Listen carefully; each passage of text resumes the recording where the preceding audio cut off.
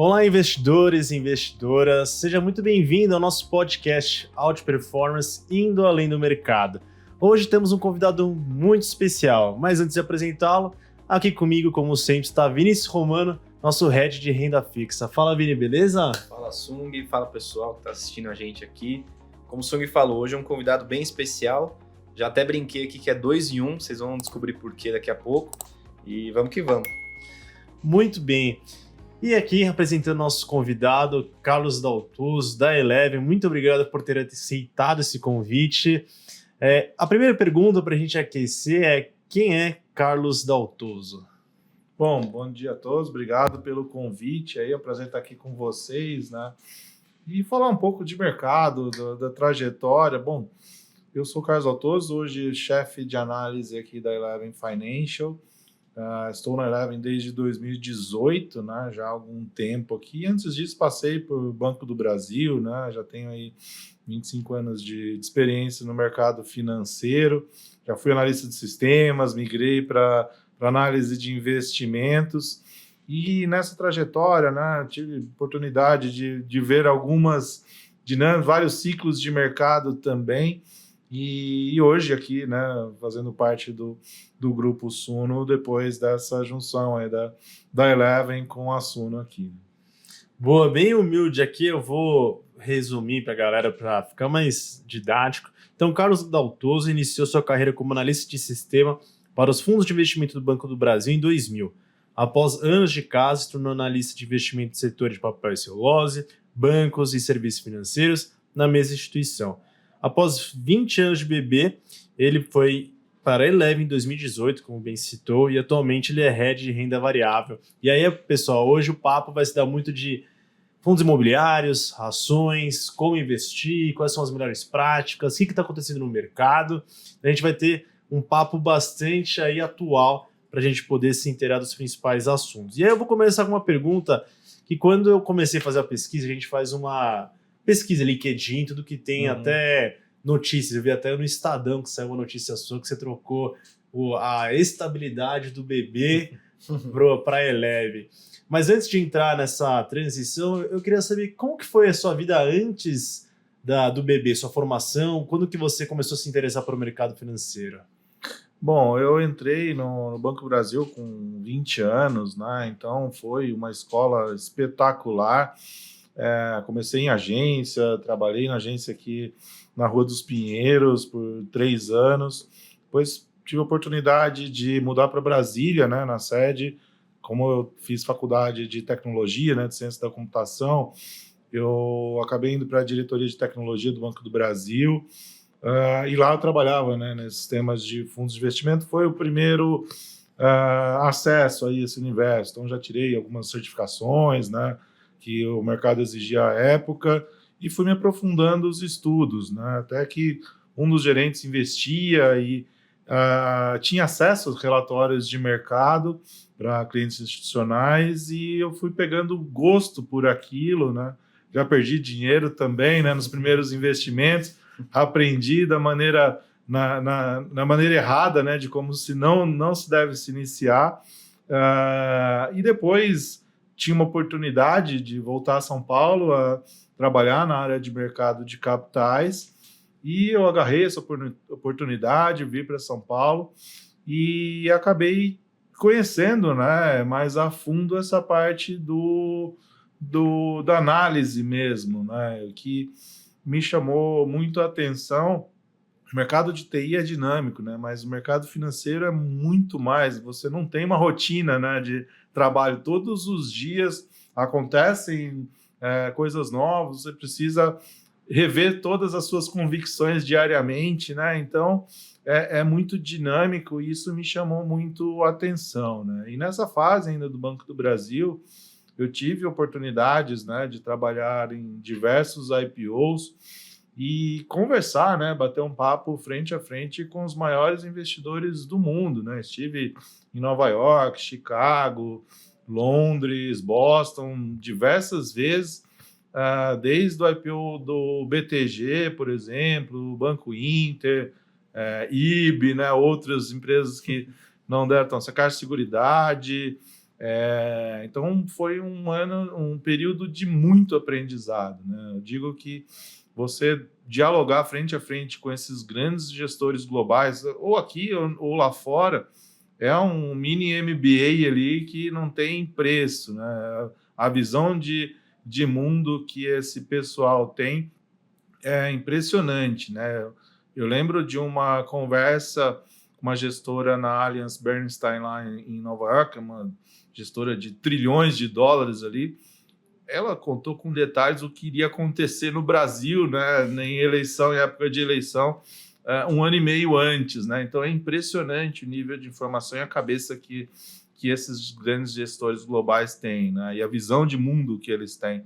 Então foi um aprendizado muito grande e eu acabei optando ir para a Eleven, né, no finalzinho de 2018. O Rafi, né, que é o nosso sócio lá, e o Adeodato, que é o fundador, eles sempre brincavam que eles me privatizaram, né? Logo depois da mudança de governo, ali, que foi a primeira privatização aí do mercado.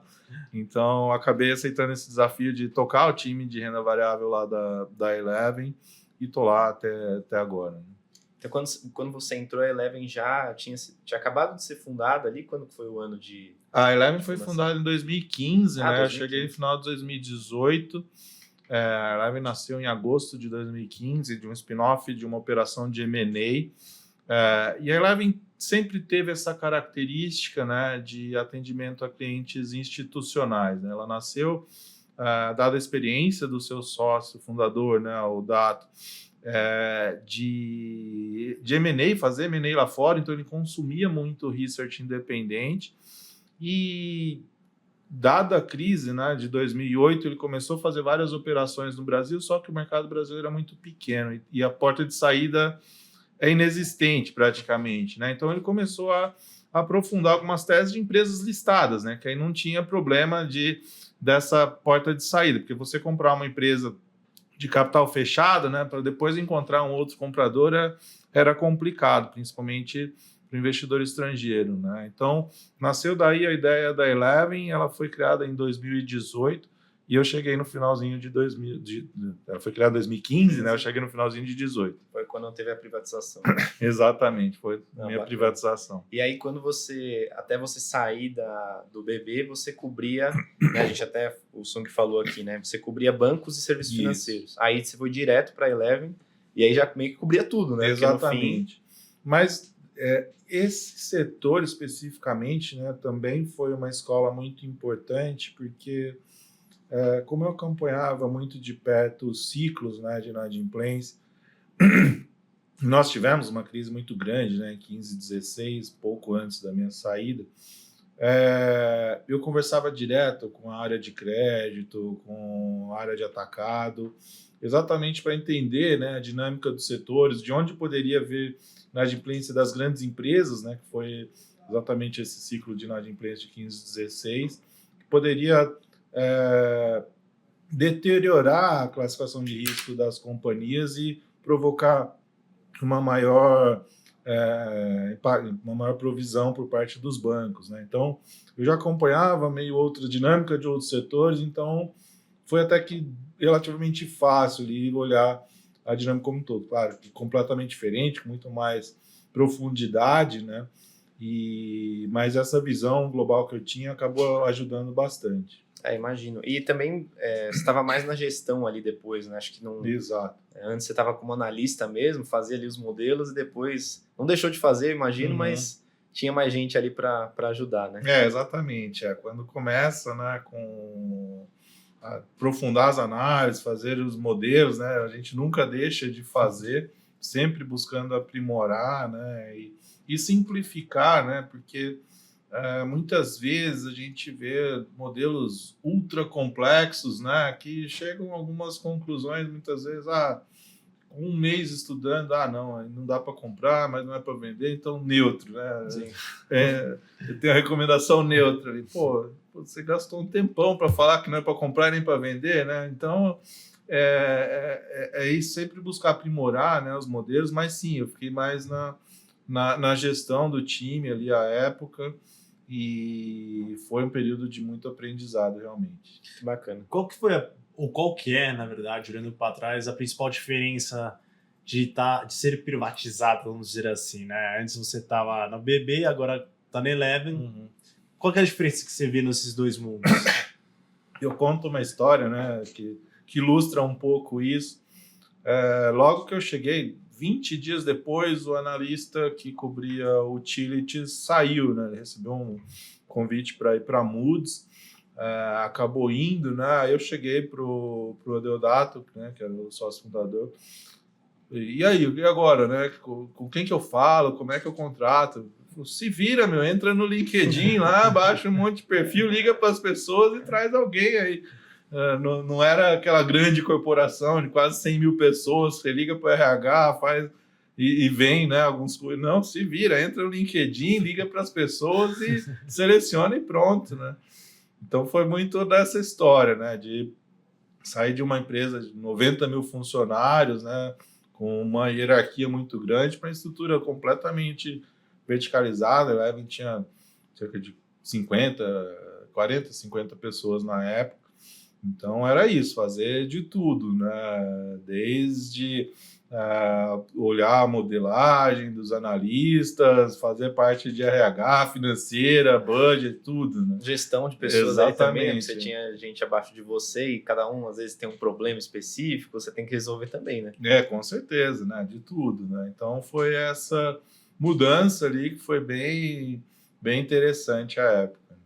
E a Eleven hoje tem quantos funcionários? Aí a gente pode até entrar um pouquinho, né, nessa história da Eleven, que daí passou que 4 anos, 5 anos desde a sua chegada e até participar do Grupo Suno. Como que foi essa jornada até a Eleven, você chegar aqui? Assim, nós começamos lá atrás, né? E nessa época a Eleven já tinha uma parceria muito grande com a XP para prestar serviço para os escritórios, né, de agentes autônomos. E a gente viu, né, essa evolução desse mercado, citando um exemplo, né, quando o Itaú comprou a XP em 2017, eu cheguei a trabalhar, inclusive estava trabalhando naquela tentativa de IPO, tive acesso ao modelo de negócio da XP em 2017, veio o Itaú e comprou, né? A intenção era comprar 100%, mas o CAD até 2033, o CAD vetou, né, na época, e o Itaú acabou se desfazendo daquela participação. Mas, à época, a XP toda tinha 60 bi de ativos sob custódia. Né? Nossa. Cresceu um pouquinho. Hoje, o maior escritório da XP tem mais do que isso já. Né? Então, já atingiu um tri já. Então, a gente viu essa evolução muito grande por parte dos assessores de investimento, esse crescimento e até mesmo uma maior especialização. Né? Nós vimos todas as mesas de renda variável sendo montadas, depois as mesas de renda fixa. Então, uma evolução muito grande desse mercado nesses últimos 5 anos.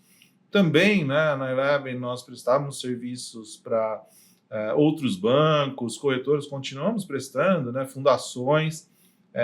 Tivemos em determinados momentos, né, de mercado, como em 2019, por exemplo, nós fomos contratados por um determinado banco de nicho ali, né, um banco que atua mais no middle market, mas tinha muita exposição a empresas, o ABC Brasil, né, no caso, citando nomes aqui já, né, ao invés de ele montar uma área de research, ele terceirizou, contratou a Eleven para ser a área de research deles, né, para atuar em ofertas de ações. Então, nós atuamos em cerca de 15 ofertas de ações nessa parceria com a ABC Brasil. Nós estamos desde 2021 sem nenhum IPO, né?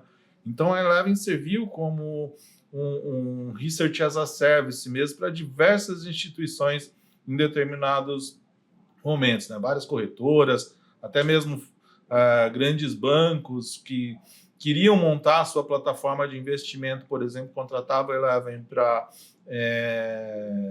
selecionar, né, os melhores fundos da indústria e montar uma plataforma mais assertiva ali para o seu cliente. Então, a Eleven cresceu dos 40, 50, chegou a 120 pessoas em em 2020, né, que foi o auge ali da Eleven. Depois, em 21, a Eleven foi comprada pelo Modal. Em janeiro de 22, a XP comprou o Modal. E nós ficamos num período de transição ali até meados do ano passado, né, até maio, junho de 2023, que não sabia se ao certo o que iria acontecer, né, e nesse momento a gente acabou perdendo boa parte do time, reduzindo, né, o escopo de atuação, e desde que o Banco Central homologou, né, demorou 18 meses o Banco Central homologar a compra do Modal, né, a XP comprando o Modal, e assim que saiu essa homologação, a XP chegou à conclusão que não faria sentido, né, ter 100% da Eleven, porque tinha várias questões de compliance, principalmente, né? A gente emite opinião das operações de renda fixa, né, que a XP é coordenadora de vários fundos imobiliários da própria XP Asset, né? Então, chegou-se à conclusão que não faria sentido e encontrou esse caminho via Grupo Suno, né? Que não tinha aqui dentro do grupo, né? Tem uma atuação diversificada, mas não tinha um business de atuação no B2B especificamente, né?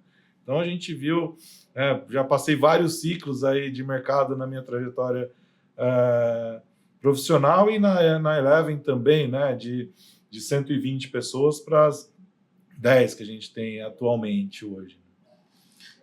A gente está aproveitando dessas sinergias, né? A gente conversa quase toda semana, a gente está sempre conversando, ou tem alguma reunião que a gente aqui em macro, e até um pouco mais de renda fixa do Vini, né? A gente na Suno começou recentemente, em 2021, vamos dizer assim, né? A gente está com quase 3 anos aí de macro, mas a gente tem um acesso muito forte aqui a pessoas jurídicas, ou pessoas físicas, perdão. E o institucional, a gente, de vez em quando, a gente sabe que nossos relatórios chegam lá, mas não tem esse caminho, né? E eu acho que uma sinergia que eu já sinto, que a gente já tem aqui, por isso que a gente até convidou a Eleven para participar do podcast, é isso, a gente está conseguindo entrar nesse mundo institucional, econômico, vamos dizer assim, que a gente não tinha acesso. Então, assim, acho que as sinergias entre a gente são grandes, né? E acho que para trazer também essa diferença, porque muita gente às vezes não sabe, não que não sabe que existe, mas não tem tamanho, não tem noção da dimensão desse mercado, né? E é o que você falou, acho que 20 anos atrás você tinha poucas pessoas ali que tinham acesso a essa informação, né? Relatórios de macro, de produtos, de classe de ativos, e hoje você tem muita informação. Acho que é o contrário, você tem tanta informação que o desafio é filtrar aquilo que você consome ou não, né? E acho que a própria Suno começou em 2017, né? Eu acho que veio nessa janela que muitas casas começaram um research voltado para a pessoa física, mas esse mercado institucional não deixou de existir, né? E acho que é o que você falou, vocês atuam nele desde 2015 e não deixaram de atuar, ainda atuam, né, nesse mercado que é muito forte. Acho que essa junção é bacana também, da gente conseguir atingir todo mundo, né? Sim, e a gente continua independente, né? Só para deixar claro, né? A Suno e Eleven são coisas separadas, mas a gente está no mesmo grupo, né? Eu acho que a gente pode encerrar esse primeiro bloco, acho que foi bastante importante a gente conhecer mais você, que a gente trabalha junto, né? A gente tem muitas sinergias. E a gente está falando de investimento, e aí o Vini, se quiser introduzir a pergunta didática, que no início deste bloco a gente sempre tenta colocar todos nós, investidores e investidoras, na mesma página, porque daí agora a gente começa a falar de mercado e aí tem gente que tem mais conhecimento, tem menos conhecimento, vamos tentar nivelar todo mundo aqui, né? Boa, perfeito. E até eu brinquei no começo aqui falando que a gente convidou um cara 2 em 1, eu vou quebrar a pergunta em duas também. Seria mais para a gente, como o Suno falou, colocar todo mundo na mesma página, ali no mesmo nível. Por onde você começaria, né? Ou até, por onde você começaria, não, que você falou que começou do jeito errado, né? Então, agora com a sua experiência, como que você recomendaria alguém começar a analisar uma ação ou um fundo imobiliário? Acho que você pode, primeiro uma ação, depois um fundo imobiliário ali, os princípios, indicadores, alguma coisa nessa linha aí, bem do começo até um nível por exemplo, um pouco maior. Minha irmã, o que eu tenho que fazer? O que eu tenho que comprar? eu ouvi falar que tem que comprar tal ação. Devo É. comprar porque o amigo falou, ou pelo menos eu vou olhar alguma coisinha antes de comprar? Boa. Que a gente sempre comenta, né? Procure a ajuda de um profissional, né? Acho que é sempre parte daí, né? Você não vai querer fazer uma cirurgia cardíaca, né? Sem ter conhecimento sobre isso, né? E a gente fala muito porque as pessoas, para comprar desde eletrodoméstico, automóvel, ou até mesmo uma casa, um apartamento, pesquisa, né? Faz aquela pesquisa extensa de preços, né, modelos e tudo mais. E muitas vezes para comprar, desculpa, para comprar uma ação, porque ouviu o primo falar, sei lá quem, no almoço de domingo da família, vai lá e compra sem saber, ter a menor ideia do que é, né? Então, acho que procure aí as assinaturas, né, os planos do Grupo Suno, que tem esses produtos, né, voltados à pessoa física, e tente entender, né, a dinâmica do mercado. Para se comprar uma empresa, por exemplo, a gente sempre fala que é mais fácil você iniciar, né, se você nunca investiu, a sua irmã nunca investiu no mercado, coisas palpáveis, né? Não vá querer entender a dinâmica do preço de minério de ferro na China, como é que se a chuva na Austrália mexeu com o preço naquele determinado mês ou não. É mais fácil você identificar empresas que você use no dia a dia, né? E comece investindo nessas companhias e tente entender um pouco a dinâmica, né? Faça o básico, como é que aquela companhia ganha dinheiro, né? Qual que são os drivers ali de crescimento para aquela determinada indústria ou segmento. Se a empresa tem, por exemplo, né, um poder de precificação, se ela consegue, se ela é líder do seu mercado, se ela consegue repassar preço, como é que é a estrutura de custos dela, né? Se é eficiente ou não. Então, primeiro busque entender e procure companhias, né? Varejo, obviamente, é mais fácil, que você tem ali acesso no dia a dia, né? Então, acho que a dica é isso, procure ajuda profissional e depois comece, né, por empresas que você use no dia a dia e conheça um pouco ali, faça parte do seu dia a dia. Para fundo imobiliário, a dinâmica é a mesma, né? E comece primeiro com fundos de tijolo ali e busque entender, né, em quais ativos aquele determinado fundo investe, né? Se é uma laje, um galpão, um shopping, né? Então, procure entender o que está por trás ali daquele fundo antes de fazer qualquer tipo de investimento, né? Acho que Só para um parênteses, só para explicar para o pessoal, o que seria tijolo, laje assim, e shopping, um fundo fundo imobiliário? imobiliário, Uhum. né? O mercado separa ali em dois grandes blocos, eu diria assim, né? Os fundos de papel que investem em crédito privado, né? Basicamente, e os de tijolo que investem em ativo físico mesmo, né? Compra participação no shopping, compra um prédio, né? Ou fração dele, um galpão logístico, um galpão industrial. Então ele investe em tijolo mesmo, né? Em ativo físico, que é, de novo, né, o ativo palpável. Ele não vai querer entender a dinâmica, né, de um Fiagro, por exemplo, que investe só em crédito privado, né? A dinâmica é muito mais complexa ali para se entender.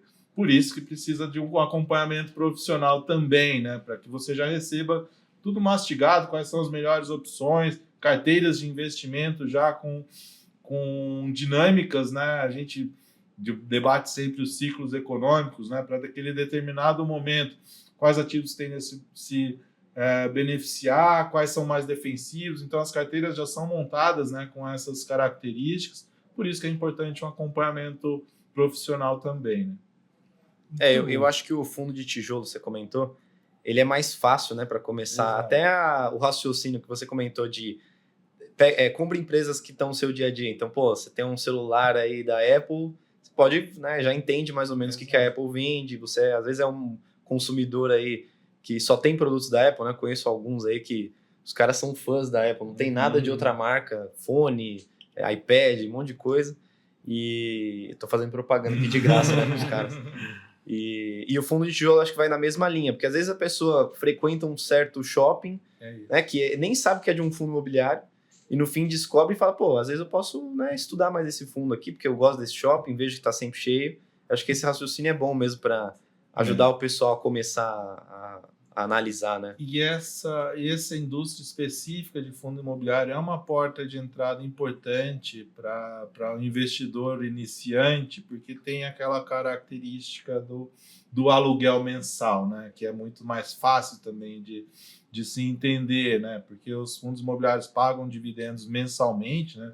Diferente das companhias, que a periodicidade não é única, né? Alguns pagam uma vez por ano, outros 2, 3, bancos pagam todos os meses também, mas os fundos imobiliários têm essa característica de pagamento mensal de dividendos, né? Que é como se você tivesse o imóvel ali e locasse ele e recebesse aquele rendimento, né, todos os meses. Então, é muito mais fácil de você compreender e é uma porta importante aí de entrada para quem nunca investiu na vida. Muito bom. Eu lembrei da história, tem um primeiro convidado do nosso podcast, foi o Alexandre Cabral. E ele ensina para as filhas, se não me engano, tem 9 anos, de investimento. E aí eles montou uma carteira para as filhas. Aí as filhas vão no shopping, vão na loja e ficam vendo se tem pessoas comprando naquela loja. Ó, pai, vamos comprar, vamos ajudar a empresa a ganhar dinheiro. Pai, ela não tá comprando nada. Vamos tentar, do lado dela, tentar fazer ela comprar. Então, acho que as coisas do dia a dia realmente podem facilitar, né? Para você começar. Não necessariamente acho que você vai comprar aquilo que você tem mais familiaridade, mas é uma porta de estudo para você ter um pouco mais de conhecimento e ter mais sensibilidade do que você deve fazer com o seu dinheiro, né? Acho que esse é o ponto. Aí a pessoa faz uma mudança, compra tudo na Magalu e fala, vou investir em Magalu. Aí é problema. Boa. Acho que nivelou bem, né? O pessoal, o pessoal que está assistindo, acho que falou bem de fundo imobiliário, ações, como começar. Acho que a gente pode puxar agora visão de mercado, o que o Cadu tá vendo aí que está acontecendo, se quiser puxar Estados Unidos. Eu vou fazer uma introdução de Estados Unidos, que eu acho que a gente sempre gosta de começar lá fora e depois ir para o Brasil. Acho que no Brasil, às vezes, as pessoas têm mais também familiaridade, é mais fácil investir aqui, então a gente gasta um pouco mais de tempo. Mas a gente não pode negar que o mercado norte-americano é o que dita o ritmo de todos os mercados, né? Se o juro sobe lá ou não, ou cai, os investidores no mundo todo vão querer saber o que acontece com o juro norte-americano, porque vão colocar o dinheiro lá, que é o porto mais seguro do mundo para você investir, ou não. E aí, se, por exemplo, para, de novo, colocar todo mundo na mesma página, se o juro sobe por lá, os dinheiros dos mercados emergentes vão para os Estados Unidos, tira o dinheiro da nossa bolsa, e aí o mercado aqui cai, tem uma desvalorização das cotas, das cotações, e agora a gente está entrando num possível ciclo de queda de taxa de juros. E aí as pessoas vão falar, olha, a renda fixa norte-americana não rende mais como rendia antes, tem oportunidades na renda variável. Pega o dinheiro, sai dos Estados Unidos, começa a procurar outros mercados. Vem para o Brasil, e aí a gente tem um volume financeiro maior na Bolsa, a Bolsa começa a performar melhor. Se a gente pegar, estava vendo, acho que em dezembro de 2023, a Bolsa bateu sua máxima histórica, e um dos motivos foi a possível queda de juros aqui, queda de juros lá em 2024, né? Como que você está enxergando o mercado norte-americano, começando especificamente por lá? Juros para você cai em março, a gente sempre conversa que cai mais para o segundo semestre. Quais setores podem se beneficiar nos Estados Unidos? A Eleven olha para lá também. Como que você está enxergando esse mercado? Posso só fazer um complemento também? Abusar um pouco da experiência dele. Também relacionar com esses anos que você tem de experiência, se você já tem alguma coisa parecida que você viu, porque você já pegou alguns ciclos lá, pegou a crise de 2008 também. Sim. Acho que seria bacana fazer essa relação também com o passado, né? Que muita gente acaba fazendo. Assim, lá fora as bolsas bateram recordes também, né? Seus topos históricos. Nós estamos vendo lá com muita cautela. Acho que o mercado está muito eufórico com relação a esse início de ciclo de juros já para março, ciclo de corte, né, de juros lá nos Estados Unidos. Muita gente apostando no início em março. O que não deve acontecer na nossa visão, nossa expectativa é mais para o meio do ano ali. E os juros nesse patamar, né? Acho que você comentou, né, da experiência. Nós vivemos, depois de 2008, períodos de quantitative easing ali, né, ou de injeção de recurso nas economias num volume nunca visto antes, né? E diferente do que contam todos os livros de economia, né, isso não gerou inflação. Os recursos acabaram represados ali muito nos mercados financeiros, né? Isso trouxe muitas distorções, obviamente, no mercado, e agora, né, a expectativa é de redução do balanço ali do Fed e que esses incentivos não ocorram novamente, né? Então, isso traz uma dinâmica um pouco diferente do que a gente viu em anos anteriores. E essa crise, e esse momento agora, né, de juros elevados, traz uma distorção muito grande, principalmente no sistema financeiro americano, que é um sistema muito pulverizado, né? Nós vimos no março do ano passado a quebra do Silicon Valley Bank, né? O que acontece, como lá fora eles emprestam a prazos muito longos e com taxas pré-fixadas, fizeram empréstimos há 2, 3 anos atrás a 2% e estão tendo que captar 5% agora, né? A conta não fecha. Exatamente o que aconteceu com o Silicon Valley Bank no ano passado.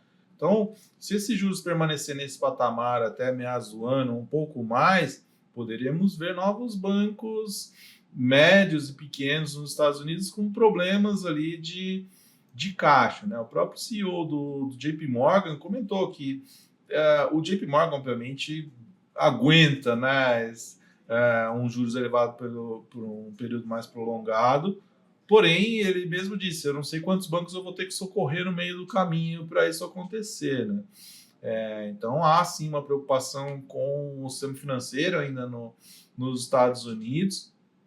E lá, né, a gente está acostumado a esses ciclos, né, de muita euforia, né, ciclos muito voláteis ali de juros a 15, depois vai a 2, volta a 12. Então, a gente já está mais acostumado a isso aqui. Lá não, né? Inclusive, conversando com analistas, né, eles não entendem, por exemplo, por que a gente faz modelagem aqui usando sempre taxas nominais, né? Porque descontando inflação sempre nos modelos e tudo mais, porque a gente está acostumado a essa oscilação muito grande de inflação. Lá não. Eles têm por característica, né, olhar sempre ali o valor nominal e não real. Então, dito isso, né, a nossa expectativa com o cenário americano ainda é de cautela, acho que tem ainda um período grande, e todos os dirigentes do FED têm sido muito vocais nesse sentido, né? A gente sabe muito bem aqui que com inflação não se brinca, então precisa realmente ser comedido e atacar de todas as formas. E um outro ponto que eu acho que o mercado ainda está subestimando ou não vem discutindo muito com relação a Estados Unidos, teremos um ano de eleição, né? Isso traz muita volatilidade e muito provavelmente veremos um novo embate aí entre Biden e Trump, que já foi visto na última eleição. E isso traz um cenário de incerteza gigantesco ali para os rumos da economia americana. Isso, na nossa visão, não está precificado ainda, nem aqui nem lá fora. Então, isso deve trazer mais volatilidade, sim, ao longo do ano, né? E preocupação existe aí, sim, porque, como eu falei, os mercados, as empresas não estão acostumadas. Para permanecer por um período mais longo de tempo, o custo do serviço da dívida vai cobrar o seu preço em algum momento aí no tempo, né? Eu disse que bolsas americanas estão no seu topo histórico também, mas muito em função das 7 magníficas lá, né? O investimento e toda essa euforia aí com relação à inteligência artificial levou as companhias a uma valorização muito expressiva o ano passado, né? Um exemplo é a NVIDIA, que subiu, mais do que dobrou de tamanho. E esses dias, né, até comentei, invadi um programa matinal que o Rafi faz lá todos os dias às 8h30 da manhã, para comentar, né? Hoje, a Apple, o valor de mercado da Apple é equivalente a toda a bolsa do Canadá. O valor de mercado da Microsoft, que passou a Apple, né, alguns dias atrás, é equivalente a toda a bolsa do Reino Unido, para você ter uma ideia da magnitude que esses ativos hoje têm, né, a representatividade que eles têm hoje no mercado. Né? As 7 magníficas é maior do que a bolsa toda da China também. Né? Então, eles estão muito grandes hoje, né? E a bolsa acabou subindo nos Estados Unidos no ano passado muito em função do setor de tecnologia, né? Subiu 25%, não fosse excluindo as 7, colocando o S&P, por exemplo, com pesos iguais, né, para todos os ativos, a bolsa teria subido 12% e não 25%, como subiu. Né? Então, a gente vê com uma certa preocupação e uma euforia muito grande por parte do mercado com relação a esse início do ciclo de corte de juros por lá fora. Tem algum setor específico que você acha que tem oportunidade por lá? Ainda o setor de tecnologia, né? Tem várias empresas, porque depois da pandemia, né, nós vimos várias cadeias ali com uma disfunção muito grande. Depois disso, né, o maior exemplo é de semicondutores, né, que ficou um bom tempo ali até se ajustar ali a relação oferta e demanda.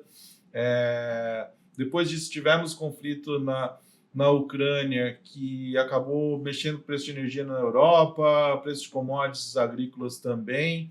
Mais recentemente, né, o conflito em Israel também provocou ali picos no segmento de petróleo. Isso e algumas cadeias não ainda conseguiram voltar ao patamar pré-pandemia em termos de ajuste, né? Então a gente vê ainda, né, algumas oportunidades no setor de tecnologia, principalmente nessa área de semicondutores ali. Acho que tem algumas oportunidades interessantes. E tem a tensão China e Taiwan também, né? Que tem o polo lá que eles produzem os semicondutores e também teve essa... Eu lembro que tinha uma empresa aqui na carteira internacional que saiu por conta dessas tensões ali, que talvez seria beneficiada, né? Por conta desse desarranjo todo, mas a gente preferiu ficar de fora aí por conta dessa tensão geopolítica aí. E o Biden chegou até a passar um projeto, né, para incentivar a indústria de semicondutores dos Estados Unidos, né? Então eles também viram ali que pode rolar alguma tensão e querem se precaver aí, possivelmente, de qualquer tipo de choque para produzir internamente. Porque a relação com a China é sempre aquela de conflito, mas os Estados Unidos têm uma dependência muito grande, né, dos produtos. O mundo inteiro, obviamente, né, tem uma dependência muito grande dos produtos chineses. Você citou Apple, né, tudo produzido lá, Nike, tudo produzido lá. Então, mesmo com esses incentivos, né, ainda o custo é muito distante, um custo de produzir nos Estados Unidos e produzir na China, né? Então é complicado, né? Não é tão simples de se resolver essa situação, não. E se eu não me engano, a gente estava até conversando aí, ficar a dica para o pessoal de casa, que a gente gravou um podcast passado com o Paulo Gala, que a gente conversou quase meia hora sobre China, e aí ele comentou, né, que tanto os Estados Unidos como a China tem uma grande dependência comercial. Exato. Apesar de brigas, aumento de tarifas de importação, etc., mas o consumidor norte-americano ele é um grande demandante de produtos chineses. Então é uma troca ali, tanto de produtos mais baratos, mas o mercado consumidor norte-americano é muito demandante ainda. E a gente não sabe como que o Trump ou o Biden vai continuar essa relação, né? A gente sabe que o Trump teve uma relação um pouco mais, vamos dizer, negativa com a China, com um pouco mais de brigas. O Biden está neutro, com alguns problemas aí, principalmente geopolíticos, mas a gente não sabe como que vai ser os próximos 4 anos. É uma discussão que a gente tem que continuar acompanhando, né? Porque é bem sensível esses dois países. Com certeza, né? E como eu falei, não é só os Estados Unidos, né? Tem o mundo inteiro hoje tem a dependência da China. Um exemplo recente também é a indústria automotiva, né? Na China evoluiu muito, estão exportando muitos carros, e isso está trazendo... A Europa, por exemplo, está buscando alguma solução protecionista ali para a sua indústria, né? Porque a China tem exportado carros, né, no mundo todo ali, elétricos ou a combustão, e com preços muito atrativos, né? Então isso pode trazer algumas medidas, né, levar alguns países a tomarem algumas medidas protecionistas exatamente por conta desse custo muito menor que a China produz. A BYD passou, né, o número de produção de carros elétricos do que a Tesla, né? Exato. Virou até notícia mundial. Mas acho que Estados Unidos é isso, Vini. Se quiser entrar no Brasil... Tá, eu Acho só que- queria perguntar agora uma pergunta mais pessoal. Você investe no exterior, Estados Unidos, alguma coisa ali? Sim, tem uma Investe. carteira lá fora de bonds, renda fixa e também de ações, principalmente. Bacana. Você falou de tecnologia, né, lá fora. Eu tenho Facebook, né? Vou expor aqui pro pessoal. E acho que 2022 chegou a cair 50%. Falei, não, vou manter firme aqui porque o negócio é longo prazo, né? Ainda comprei mais na ocasião. Aí 2023 fiquei bem feliz porque é o que você falou, as empresas de tecnologia lá, para quem não viu, pesquisa aí Meta no Google, né? A cotação ali vai ver o que aconteceu, né? Exatamente. Foi bom. Beleza, vamos para o Brasil então. Acho que é um pouco da mesma discussão, né? Como que você tem visto aí o mercado brasileiro? Renda fixa também, se você quiser comentar, você falou que tem bons lá fora, então acho que pode comentar também. Aí acho que é legal também falar de fundos imobiliários aqui, né? Se você vê mais oportunidades, às vezes, em um setor específico, às vezes shopping, que teve o desarranjo da pandemia também. Sim. Um pouco da sua visão Brasil, de forma geral ali. Tá. Para o Brasil também a gente tem, como está num ciclo diferente, né? Já iniciou esse processo de corte de juros e a tendência é que os juros cheguem a um dígito, né, no final desse ano. Nós estamos vivendo um momento diferente já, né? A expectativa para a geração de resultado das companhias listadas, por exemplo, é melhor esse ano, exatamente por um custo de serviço da dívida mais baixo, né? A Selic média menor acaba tendo impacto menor aí de resultado de despesa financeira, né, nos resultados. Então a gente vê uma dinâmica um pouco distinta ali, né? Porém, em relação ao macro, né, a gente ainda vê com muita preocupação a atuação do governo, né? Nós tivemos a inauguração, por exemplo, essa semana, né, da refinaria de Abreu e Lima. Já vimos esse filme, né?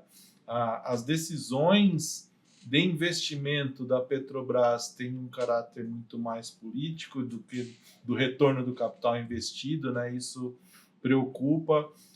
Governo tentando avançar novamente na Vale, né? Querendo indicar Guido Mantega para a presidência da companhia. E também, né, várias medidas sendo anunciadas ali que trazem de volta o fantasma fiscal, né? Acho que o Sung é muito melhor do que eu para falar sobre isso, né? Mas é uma preocupação muito grande que a gente tem visto, né? E sob a ótica de renda fixa especificamente, né? Uma medida anunciada, essa medida de incentivo à indústria, né? Que foi muito questionada na segunda-feira passada e fez com que a bolsa caísse mais forte. Depois o próprio ministro, né, buscou esclarecer que não seria dinheiro do governo diretamente, mas via BNDES. A gente vê com certa preocupação essa política de retomada do BNDES mais atuante, eu diria assim, né? Nós vimos a política de campeões nacionais, né, lá atrás, no ciclo, né, entre 2010 e 2015 ali, que trouxe muitas disfunções para diversos segmentos da indústria, né? Acho que o setor de frigoríficos é um exemplo, teve uma super consolidação do setor, mas vários frigoríficos menores acabaram quebrando. A indústria têxtil também foi com subsídios a determinadas companhias, também passou por um movimento de fechamento de indústrias muito grande. Eu acho que o maior exemplo disso é a greve dos caminhoneiros, né? Você, 2, 3 anos antes, faz uma venda de caminhões, né, incentiva a venda de caminhões com crédito subsidiado, há uma super oferta de frete, né, o preço desaba, o combustível sobe e acaba culminando na greve dos caminhoneiros. Né? Então, essas disfunções que nos trazem certa preocupação. Para renda fixa especificamente, né, o BNDES lá atrás já chegou a representar cerca de 20% de todo o crédito do sistema financeiro nacional. Hoje está em torno de 8%, 8 a 9%. E de lá para cá, de 2016 para cá, o mercado de dívida como um todo passou de um mercado de 90 bi para 600 em 2021, né, que foi o pico. Agora, com juros mais altos, ele acabou fechando 490 bi no ano passado. Né? Mas o mercado privado acabou preenchendo esse espaço deixado pelo BNDES de maneira muito mais eficiente, porque o empresário, a companhia precisa ser mais eficiente para ter um rating melhor e pagar um custo menor da dívida. Né? Então, você beneficia a eficiência da companhia e do mercado como um todo, não tendo crédito subsidiado. Então, a atuação do BNDES acho que é o principal risco para o mercado de crédito privado e de mercado de capitais como um todo, na nossa visão. E, voltando a falar de bolsa, né, a gente tem sim uma perspectiva favorável, mesmo cenário complexo lá fora, eleições americanas, aqui teremos eleições municipais também, né, e com toda essa preocupação fiscal, ainda assim a gente vê com muita volatilidade, mas um cenário otimista para a Bolsa. Nós temos a expectativa do Ibovespa em 146 mil pontos ao final desse ano. Né? No ano passado, por exemplo, a gente sempre traça 3 cenários. Né? O ano passado, o cenário base era 125, otimista 134, que foi exatamente onde fechou ali. Esse ano nós temos 146, cenário base, 154, se não me engano, do cenário otimista, mas a visão ainda é de uma certa cautela. Né? Nós já, nos primeiros 20 dias do ano, já perdemos 7 mil pontos. Né? Do Ibovespa já recuou 7 mil pontos ali do patamar de fechamento de 23. Então, o cenário ainda é de muita complexidade. Nós tínhamos a expectativa ainda de um movimento de fluxo de capital estrangeiro mais forte esse mês, que não se concretizou, dado que o Congresso está em recesso, né, a gente esperava um ruído um pouco menor ali vindo de Brasília, mas isso tem acontecido, né, como eu citei algumas falas do próprio presidente, algumas medidas que foram anunciadas, trouxeram esse fantasma fiscal de volta, como eu mencionei. Né.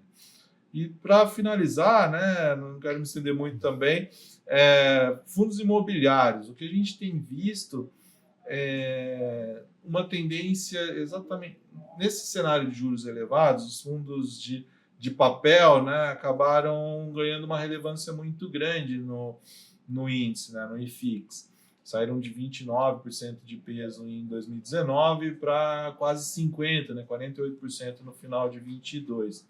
E agora a tendência é que isso se inverta, né? Que os fundos de papel percam um pouco relevância e o tijolo ganhe. A gente tem visto alguns fundos anunciando reavaliação de seus ativos, né, de maneira muito positiva, dado umas taxas de descontos menores também.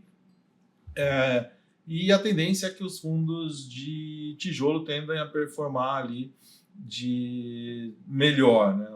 Um segmento que ainda está muito defasado, que é o mais atrasado, por exemplo, do mercado de fundos imobiliários, é o segmento de lajes corporativas. Né? A gente ainda tem visto muita vacância em determinadas regiões do Brasil, principalmente os fundos mais expostos ao Rio de Janeiro, por exemplo, com uma vacância maior. Então, ali tem algumas oportunidades, mas precisa ser muito criterioso e seletivo ali na escolha dos fundos. Você comentou de 146 mil pontos no final do ano. Quais que seriam os gatilhos para a gente chegar lá? Porque você me trouxe um cenário bastante pessimista. Exato, assim. E como que a gente chega em 146, então? Eu acredito que mesmo só nesse nesse ciclo de corte, né, com a Selic voltando a esse patamar de abaixo de 2 dígitos, né, a gente já vê companhias, por exemplo, olhando para o mercado acionário ali como uma possibilidade de financiamento do seu ciclo de crescimento, né? Ou seja, poderemos ver novas empresas fazendo seus IPOs, né? Fazendo suas listagens na bolsa, coisa que não acontece desde 2021. E nesse cenário, né, você acaba atraindo a atenção de investidores, né? Porque há uma disfunção muito grande com esse patamar de juros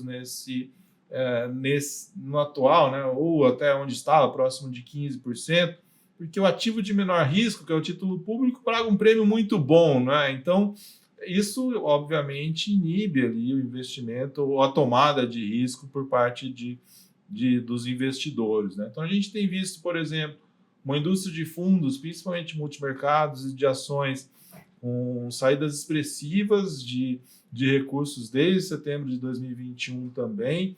O ano passado foram quase 200 bilhões que deixaram essas duas classes de ativos, segundo os dados da Ambima. Então, a gente ainda não viu essa migração de renda fixa para variável, porque ainda, mesmo com a queda já iniciada, ainda está pagando próximo de 1%, né? O que é muito interessante, dado o risco que se corre. Então, a gente deve ver uma migração maior ali para ativos de risco ao longo do ano, com essa tendência de queda da Selic, uma retomada de IPOs, e mesmo com uma expectativa de PIB um pouco menor para esse ano, nós tivemos nos últimos 2 anos uma participação muito grande do agro no PIB, né? E também um ciclo de inadimplência, que reduziu o poder de consumo das famílias nesses últimos anos.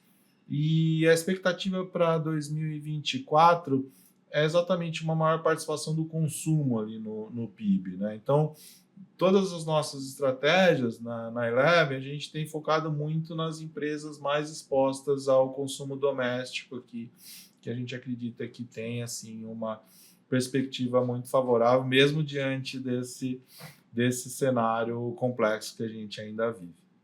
Muito bom. Eu ia te perguntar aqui, aproveitar que você falou do agro, eu acho que é um assunto interessante, né? Até porque está meio que na moda aí o agro aqui no Brasil.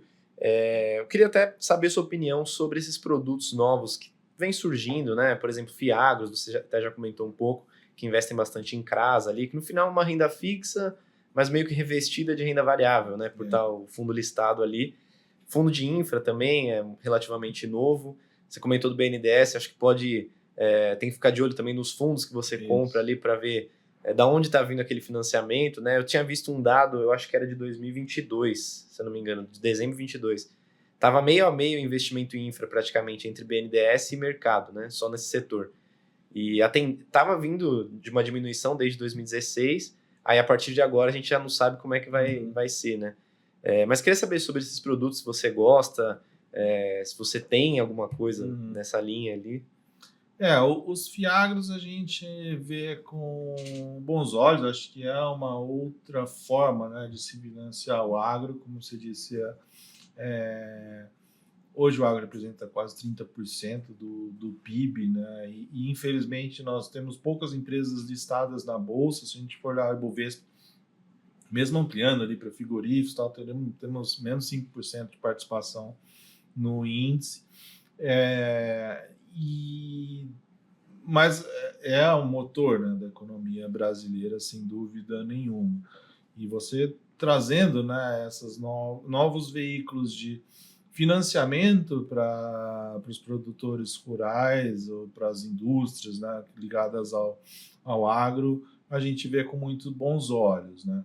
A questão é a mesma dos fundos imobiliários de papel, né? Você precisa ser muito criterioso e entender ali, né, os fundos nos seus relatórios gerenciais, eles colocam ali, né, qual tipo de exposição, se é uma carteira pulverizada ou não. É o mesmo risco de crédito que você vai ter em qualquer outro tipo de negócio, né? Então você precisa avaliar muito bem ali o histórico, né, de inadimplência, por exemplo, daquela gestora ou determinado fundo, para entender ali qual risco que você está correndo, né? Muitas vezes as gestoras têm, obviamente, um acompanhamento muito próximo e ágil, né? Mas precisa entender como se dá ali, né? Qual a política de investimento daquela determinada gestora. E não é tão simples, né?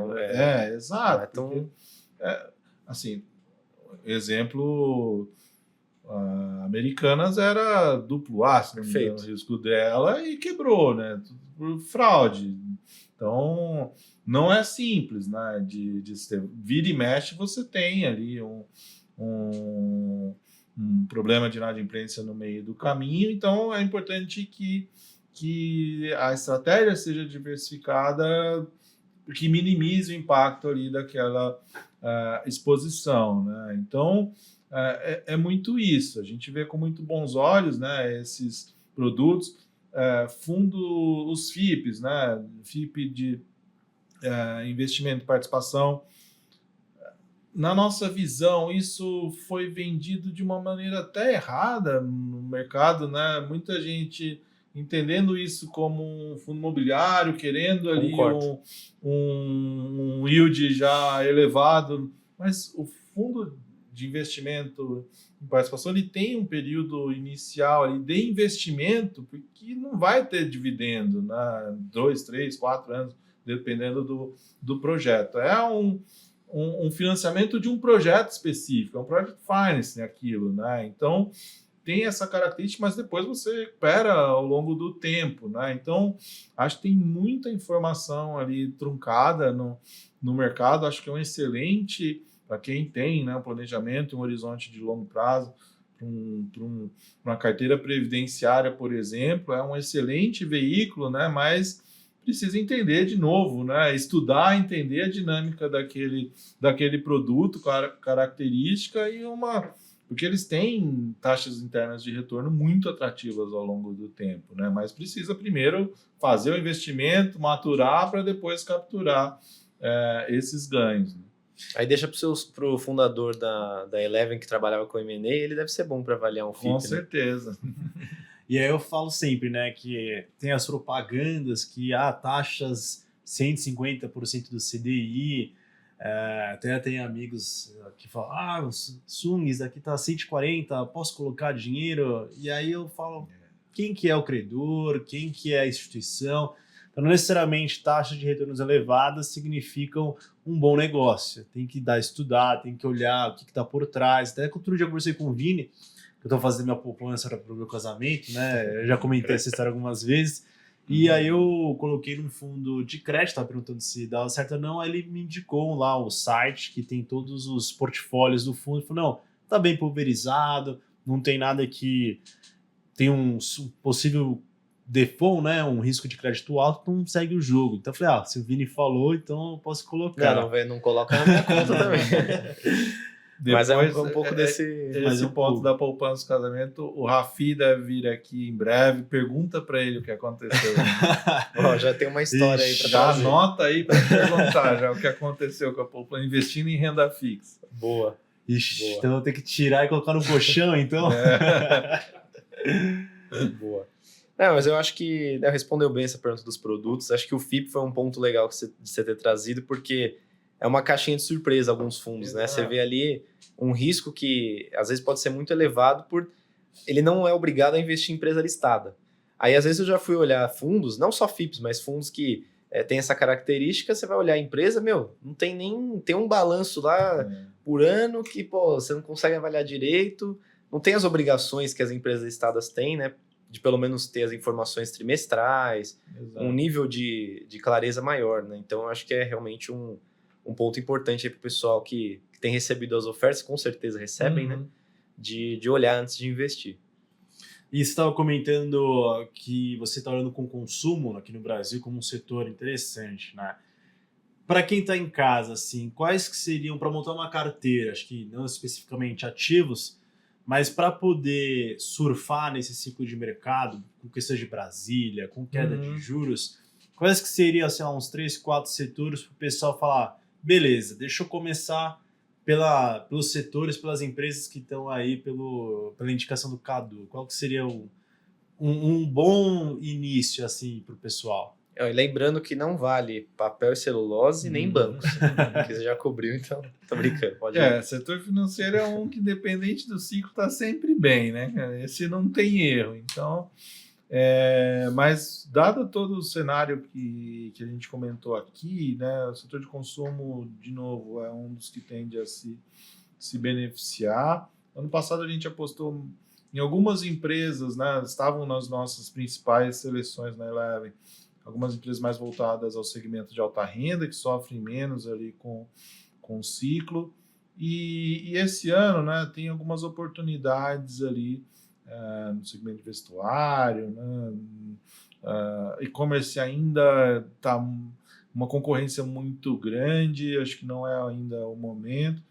E outros setores, né, o setor de construção civil já foi uma das melhores performances do ano passado. Aí também tem algumas questões de programas do governo, né? Minha Casa Minha Vida, que tende a beneficiar uma companhia ou outra mais ligada à baixa renda. Setor de indústrias também tem boas oportunidades, principalmente as mais ligadas ali, indústrias de transportes no geral, né? As mais ligadas à economia doméstica. E um setor que está bem atrasado, né? Que a gente vê boas oportunidades, é o setor de educação, né? Esse sim sofreu muito com juros elevados, né? Inadimplência, taxa de evasão elevada também por conta de uma renda menor. Então, o setor de educação, a gente está bem atento ali também às oportunidades, né? E olhando sob a ótica de ofertas, né, de ações, acho que nós veremos muitas ofertas do setor de energia e saneamento, né, dado o novo marco de saneamento, todo o investimento que precisa ser feito no setor para a universalização ali dos serviços, né? Setor de indústrias também com algumas opções que devem vir aí fazer seus IPOs em breve. Então, são setores mais ligados à economia doméstica mesmo, sem entrar em detalhes de ativos, né? Estava falando até de educação, a gente faz projeção de inflação, né? Em fevereiro, normalmente, você tem reajuste da mensalidade. E quando eu fui estudar mais, durante a pandemia e alguns anos depois, a mensalidade foi negociada para segurar um pouco os reajustes, por conta aí das famílias que muitas vezes não têm recursos suficientes para continuar mantendo um padrão de vida com inflação alta, recuperação do emprego. Muitas escolas acabam segurando os reajustes. E agora eles estão começando a tentar melhorar a situação financeira aí de escolas, faculdades, com a melhora da economia, né? Mas assim, esse setor sofreu muito durante a pandemia, muito na questão financeira, além, Sim. claro, de alunos, EAD, professores, etc, né? Mas é um ponto que é importante também a gente notar. Vini, acho que de Brasil a gente está chegando no final aqui. Para mim, Não, já extraímos bastante aí do Cadu, falou bastante sobre Estados Unidos, Brasil. Eu acho que assim, quem assistiu, né, todos os blocos aqui completos, eu acho que dá para montar já uma carteira legal. A gente não falou o nome dos ativos, obviamente, mas os setores, pelo menos, a gente já consegue ter uma diversificação boa, né? Então eu acho que já valeu bastante a pena aí usar um pouco da experiência do Cadu. A gente está dando quase uma horinha aqui de papo. A gente tem agora as perguntas mais difíceis que a gente fala aí para os convidados, que a gente pede recomendações. E aí a gente está chegando no quinto episódio. Quinto episódio. Então a gente já tem 5 recomendações de livros para o pessoal lá comprar, 5 filmes, pode ser tanto do mercado financeiro ou não, músicas para a gente criar uma lista nos agregadores. E restaurante, que daí o pessoal ali tá no fim de semana pode fazer um serviço completo, vai no shopping, compra um livro, sai para jantar, depois pode ver um filme e voltar para casa ouvindo a música. Então... E aí você achou bom ou ruim, tem que comentar, fala, pô, o Cadu me indicou lá o restaurante, fui lá, tinha um cabelo no prato, pô, aí então tem que indicar, mas tem que se comprometer. Então por qual que você quer começar? Bom, começando por música, né, acho que todo adolescente do início da década de 90, sou muito do grunge, né? Pearl Jam, Nirvana, que é o que eu mais curto ali. Então, ficando aí nas bandas também, né? Stone Temple Pilots, toda da cena do grunge lá dos Estados Unidos. Restaurantes também, conheci um muito interessante semana passada aqui no Complexo, né? A gente está no Complexo JK, que é o Paparotto aqui embaixo, italiano, muito bom, não conheci. Então fica aí uma dica de restaurante. E livros, né? Acho que tem, para quem está começando, tem um do Damodaran, né? Acho que é Valores e Números, algo assim, que fala, né? Porque muitas vezes os analistas profissionais de mercado ficam muito bitolados ali aos números, né? E por trás daqueles números sempre tem uma história, né? Entender a dinâmica. A gente sempre falava na Eleven para os analistas que estão começando, cara, antes de sentar na planilha, vai conversar com a empresa, entender como é que ela funciona, quem são as pessoas-chave, a dinâmica. Então, esse livro do Damodaran fala muito disso, né? De se entender o storytelling, né? Qual é a tese de investimento daquela companhia antes de planilhar, né? Acho que é por aí. Muito bom. E faltou filme. Filme, é verdade. Não precisa ser do mercado financeiro, pode ser filmes aí que você...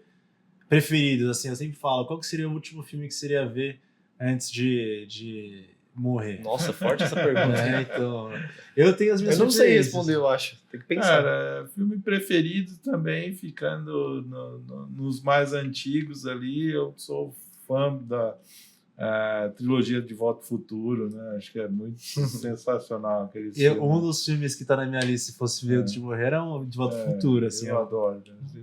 Tô zapeando TV, tá passando em algum lugar, eu paro para assistir pela 1000ª vez, que eu acho sensacional. Maravilha, Boa. Vini, tem mais alguma pergunta? Não, acho que perfeito. Muito Então, bom. algumas suas considerações finais, por favor. Não, eu queria agradecer o espaço, estamos à disposição sempre, né, para falar de bolsa ou de fundos imobiliários, de algum ativo específico, setores também.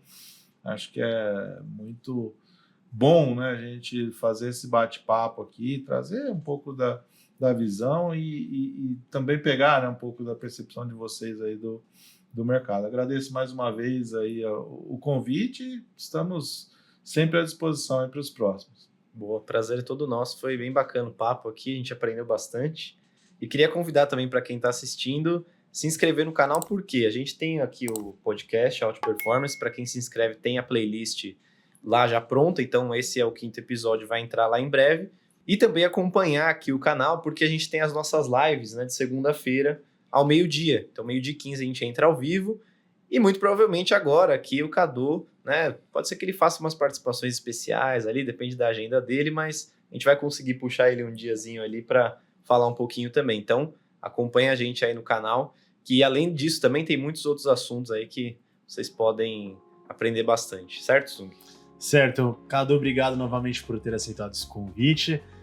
Obrigado você que nos acompanhou até agora. Deixe nos comentários convidados, sugestões, críticas construtivas para a gente sempre estar melhorando.